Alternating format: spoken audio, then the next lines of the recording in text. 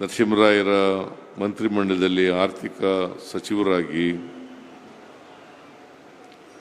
ಆಮೇಲೆ 10 ವರ್ಷಗಳ ಕಾಲ ಪ್ರಧಾನಮಂತ್ರಿಯಾಗಿ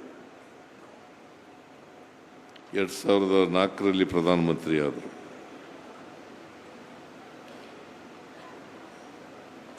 ಆಗ ಶ್ರೀಮತಿ ಸೋನಿಯಾ ಗಾಂಧಿಯವರು ಪ್ರಧಾನಮಂತ್ರಿ ಆಗ್ತಾರೆ ಅಂತೇಳಿ ನಾವೆಲ್ಲ ಭಾವಿಸ್ಕೊಂಡಿದ್ದೆವು.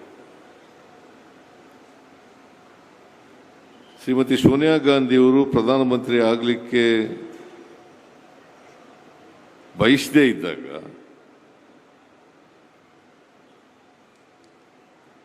ಆ ಹುದ್ದೆಗೆ ತ್ಯಾಗ ಮಾಡಿದಾಗ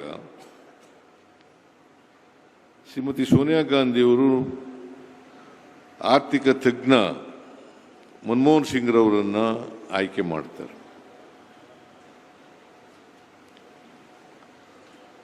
10 ವರ್ಷಗಳ ಕಾಲ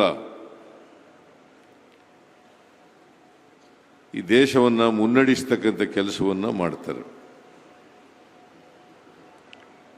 ಅವರು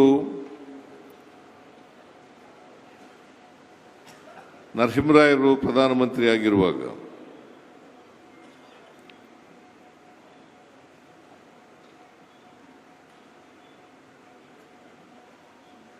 ಉದಾರೀಕರಣವನ್ನು ಜಾರಿ ಮಾಡತಕ್ಕಂಥ ಕೆಲಸವನ್ನು ಮಾಡ್ತಾರೆ. ಆಗ ಭಾರತ ದೇಶ ಆರ್ಥಿಕವಾಗಿ ಸಂಕಷ್ಟ ಪರಿಸ್ಥಿತಿಯಲ್ಲಿತ್ತು.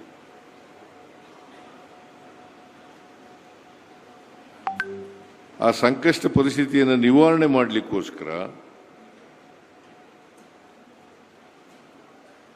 ಉದಾರೀಕರಣ, ಖಾಸಗೀಕರಣ ಮಾಡ್ತಕ್ಕಂಥದ್ದು ಬಹಳ ಅಪೋಸ್ ಮಾಡಿರ್ಬೋದು.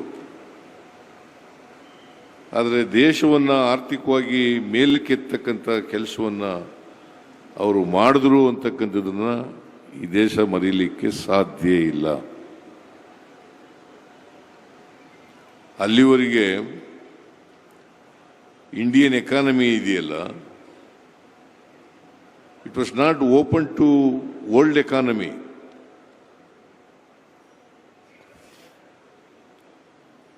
ಆ ವರ್ಲ್ಡ್ ಎಕಾನಮಿಗೆ ರಾಷ್ಟ್ರದ ಆರ್ಥಿಕ ಪರಿಸ್ಥಿತಿಯನ್ನು ತೆರೀತಕ್ಕಂಥ ಕೆಲಸವನ್ನು ಮಾಡದಂಥವರು ಇಡೀ ದೇಶದಲ್ಲಿ ಮನಮೋಹನ್ ಸಿಂಗ್ರವರು ಅಂತಕ್ಕಂಥದ್ದನ್ನು ಮರೀಲಿಕ್ಕೆ ಸಾಧ್ಯ ಇಲ್ಲ. ಜೊತೆಗೆ ನಾವು ಡೈರೆಕ್ಟಿವ್ ಪ್ರಿನ್ಸಿಪಲ್ಸ್ನಲ್ಲಿ ಏನು ಹೇಳ್ತೀವಿ ಕಾನ್ಸ್ಟಿಟ್ಯೂಷನ್ನಲ್ಲಿ, ಅವುಗಳನ್ನು ನಿಜವಾದ ಅರ್ಥದಲ್ಲಿ ಜಾರಿ ಮಾಡತಕ್ಕಂಥ ಕೆಲಸವನ್ನು ಮಾಡಿದ್ರು.